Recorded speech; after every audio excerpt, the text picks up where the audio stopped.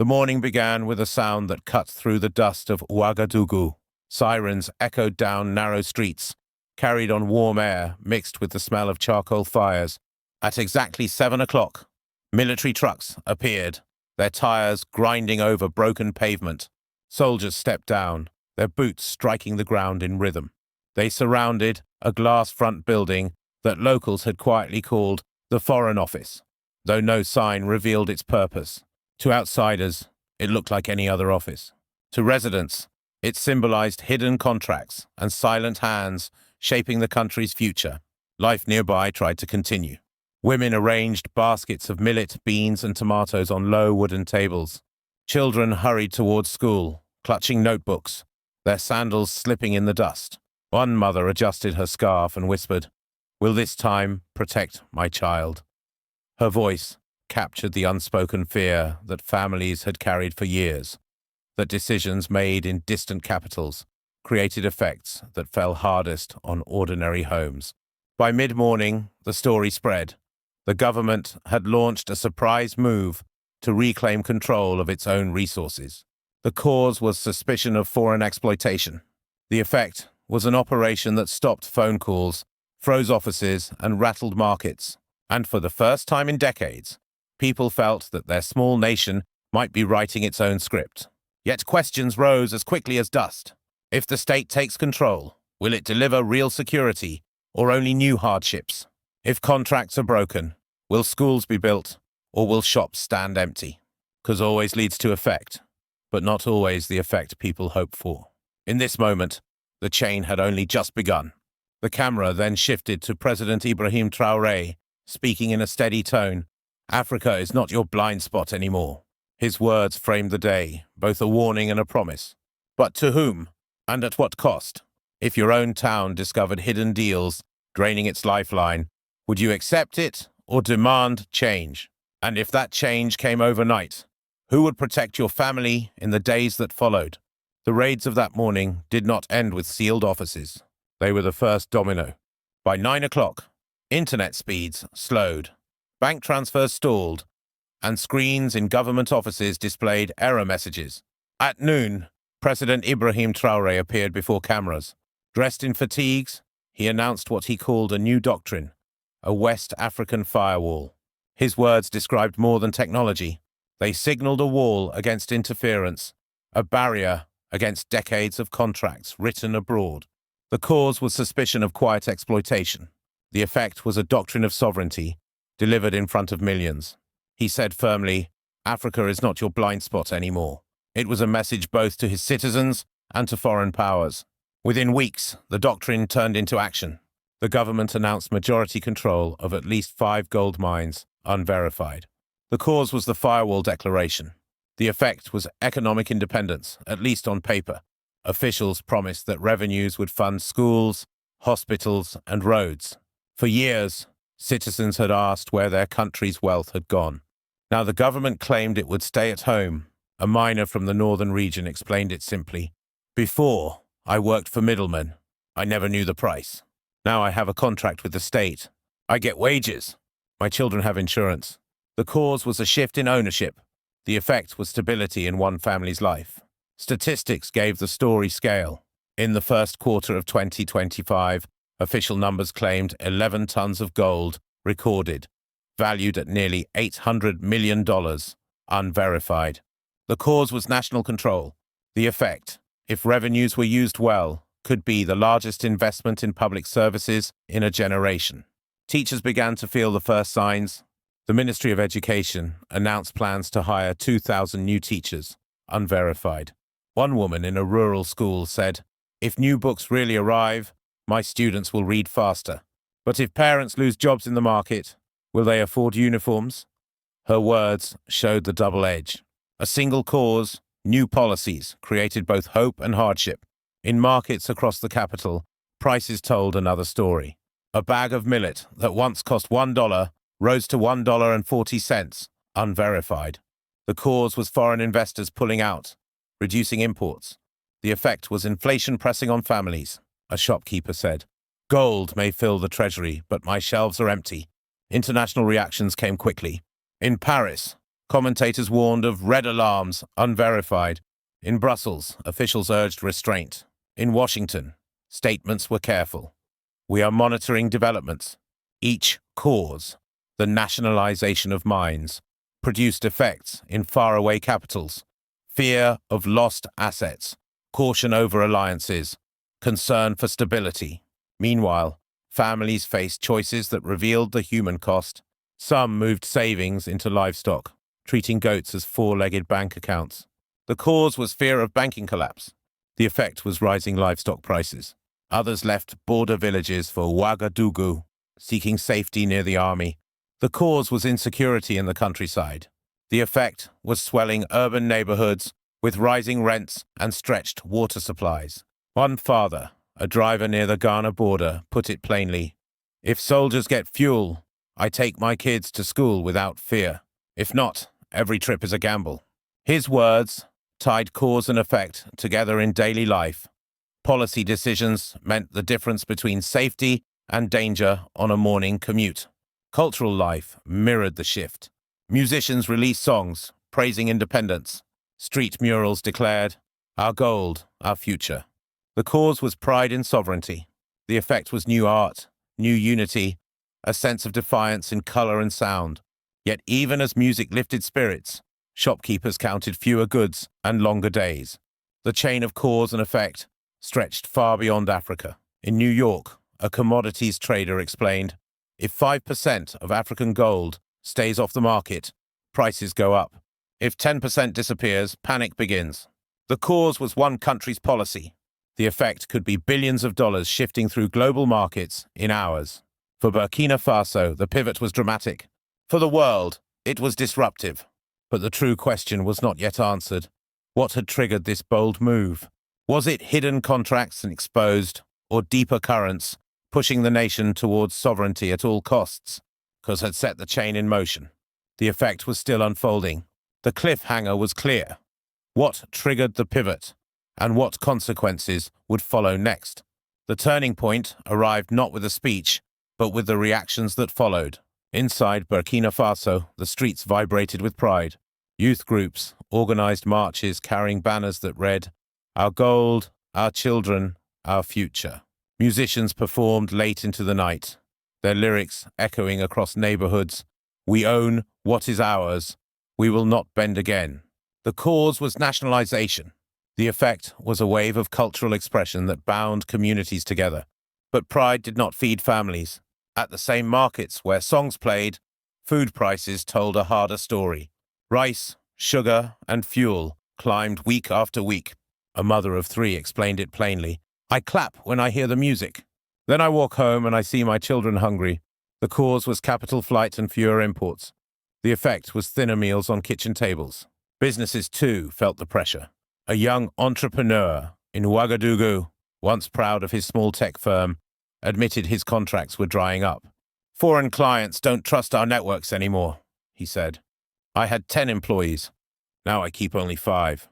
The cause was suspicion of digital monitoring after the raids. The effect was lost jobs and broken dreams.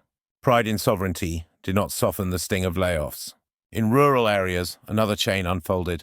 Families left villages along the borders, frightened by militant raids. They crowded into Ouagadougou, swelling the city's edges.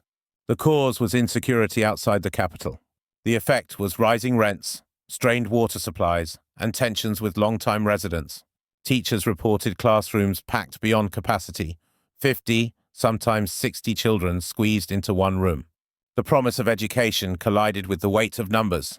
The army, caught between demands, faced its own breaking point. Officers complained quietly, "If we guard the mines, we leave the villages. If we guard the villages, we leave the mines." The cause was limited manpower stretched too thin. The effect was gaps that militants could exploit. In fact, reports of skirmishes along the Mali border, unverified, suggested the adversaries were testing just how far the state could stretch. International reactions rose in pitch.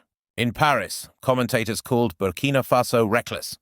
"This is not sovereignty," one analyst claimed. "It is suicide."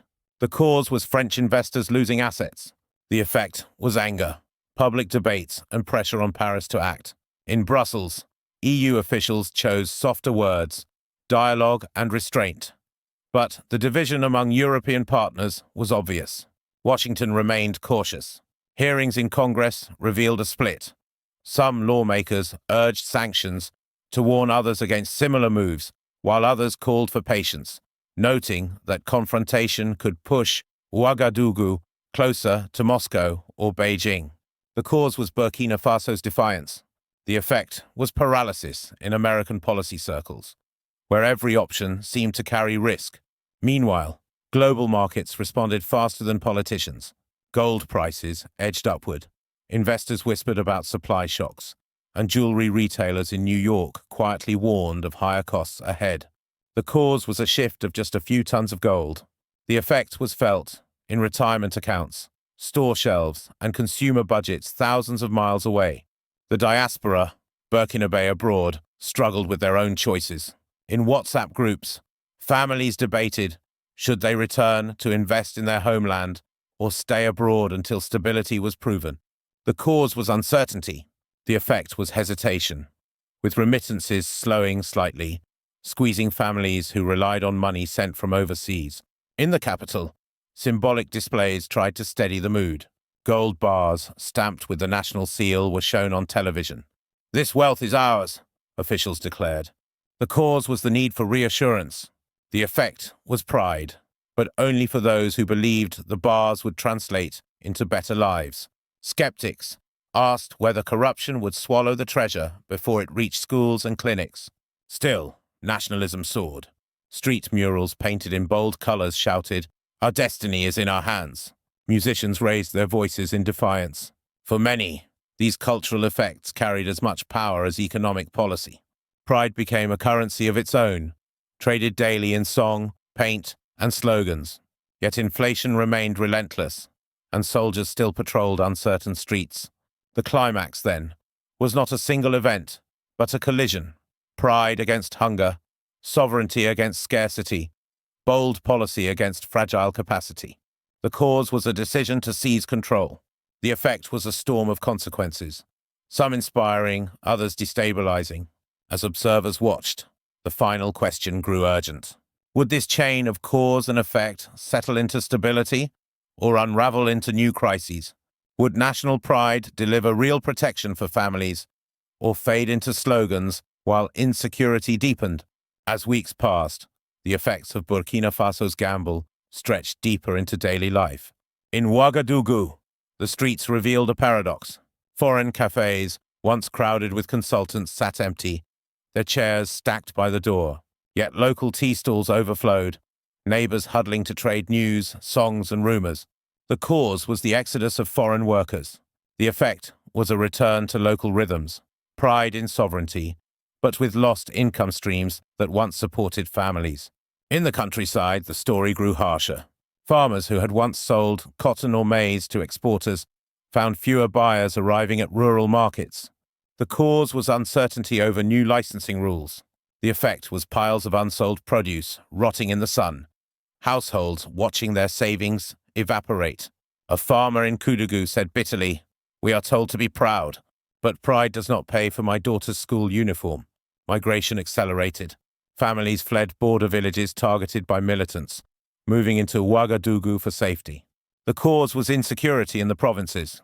The effect was swelling urban neighborhoods, where water, food, and jobs were already scarce. Rents rose by 30% in just 2 months, unverified. Landlords called it opportunity, tenants called it exploitation. The social contract bent under pressure. Healthcare revealed the same contradictions. Clinics in the capital finally received shipments of antibiotics, paid for by gold revenues, but other supplies, painkillers, syringes, vanished as imports shrank. The cause was disrupted trade. The effect was half-stocked pharmacies, where citizens could treat infections, but not headaches. A nurse summed it up. "Yes, I can save a child with fever today, but I still cannot ease his mother's pain." Faith communities stepped forward to fill the gaps. Churches and mosques organized food-sharing drives. The cause was rising hunger. The effect was renewed solidarity. Neighbors rediscovering traditions of mutual care. Yet even faith leaders admitted privately that generosity had limits.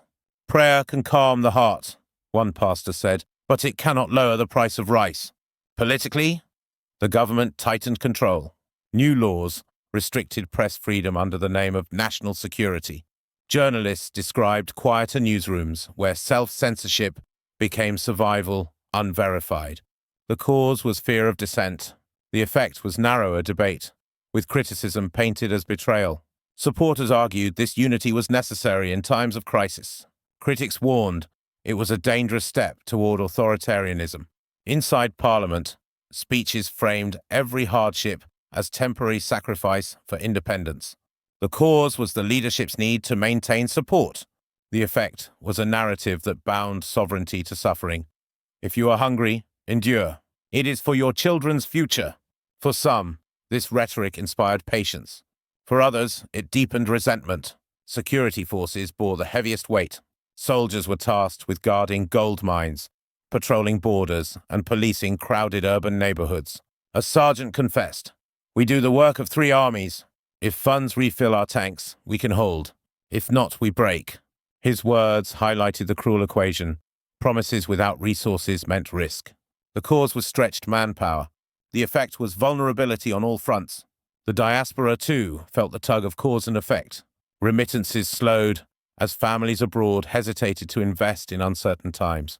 The cause was instability. The effect was pressure on households who had long relied on overseas relatives. A grandmother in Ouagadougou explained, "Before, my son in Paris sent money every month. Now he waits. He says he wants to see if things settle." For her, the effect was fewer meals and thinner hope. For the United States, the consequences were impossible to ignore. Rising gold prices touched retirement accounts and consumer markets. More urgently, the instability in the Sahel risked creating new havens for extremists. The cause was stretched security in Burkina Faso. The effect could be regional vacuums where militant groups thrived. For Washington, that meant a renewed threat, one step closer to allies in Europe and potentially to American soil. One former U.S. ambassador summarized the stakes. "Burkina Faso is a test. If they succeed, sovereignty movements spread. If they fail, instability spreads. Either way, the effects will reach us." His statement underscored the inevitability of consequences. America could not remain untouched. The law of cause and effect had already written its verdict. Every policy choice produced ripples, and those ripples were reaching across oceans. But the next cause, the U.S. response, remained unwritten. Would it be confrontation, risking defiance, or engagement, risking criticism of weakness? That question framed the next cliffhanger. How will the United States respond to a nation rewriting the rules before the world's eyes? In Washington, the debate turned sharper. Some lawmakers demanded sanctions, arguing that broken contracts could not go unanswered. The cause was a fear of copycats across Africa. The effect, they warned, would be discipline, a message to other governments that nationalizing assets would bring pain. Yet opponents countered that punishment might only drive Burkina Faso closer to rivals. The cause of sanctions could create the effect of defiance, strengthening Moscow or Beijing's hand. Europe wrestled with the same dilemma. France, still smarting from lost influence, pressed for strong measures. The cause was humiliation. The effect was loud anger in Paris and demands for action. Germany urged caution, focused on trade and stability. The cause was fear of economic shock. The effect was hesitation. Within the European Union, one nation's pride became another's headache, splintering unity. Russia and China played their cards more quietly. Russia, already present in neighboring Mali, hinted at security cooperation, unverified. The cause was Western hesitation. The effect could be deeper Moscow footprints in the Sahel. China, with its appetite for minerals, looked further ahead. Its cause was long-term demand. Its effect might be discrete investment deals that bypassed Western oversight altogether. In this way, one small nation's gamble opened doors for global rivals. For ordinary Americans, the links remained hidden but real. Gold markets already showed movement. A few tons withheld in West Africa could push global prices up, nudging retirement accounts, wedding rings, and electronic goods. The cause was a shift in Ouagadougou. The effect landed in living rooms across the United States. One congressman posed the dilemma clearly. If our own town discovered foreign contracts draining its wealth, would we accept it, or would we resist like they have? His words reframed the story, stripping it of distance. Sovereignty was not only an African question, it was a human one. Yet the stakes were not only about wealth. If instability spread, migration flows could pressure Europe, and extremist groups could find new space. For America, the question sharpened: engage, punish, or prepare for fallout. The story of Burkina Faso does not end with slogans on walls or speeches on television. It continues each morning, in the footsteps of mothers walking to crowded markets, in the classrooms where teachers juggle 60 children, in the border villages where soldiers weigh fuel against miles of territory. The cause was a bold move to seize control of national wealth. The effect has been both pride and pressure, hope and hardship.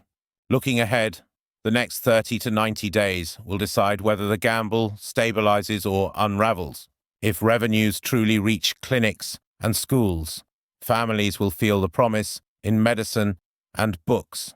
If inflation keeps climbing, families will feel the pain at dinner tables. Cause will dictate effect with merciless clarity. Militant groups will test the state's capacity. The cause will be overstretched forces. The effect could be deadly raids unless reinforcements arrive. Internationally, the cause may be Western hesitation. The effect could be Moscow and Beijing stepping more firmly into the Sahel.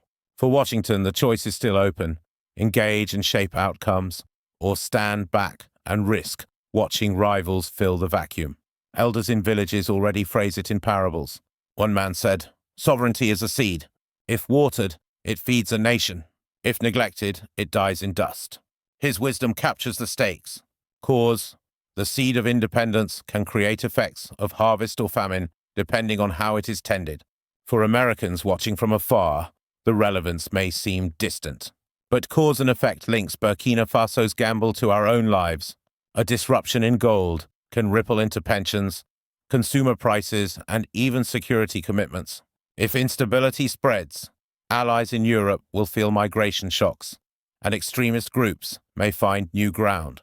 And in a world of interdependence, what happens there does not stay there. So the final question rests with all of us.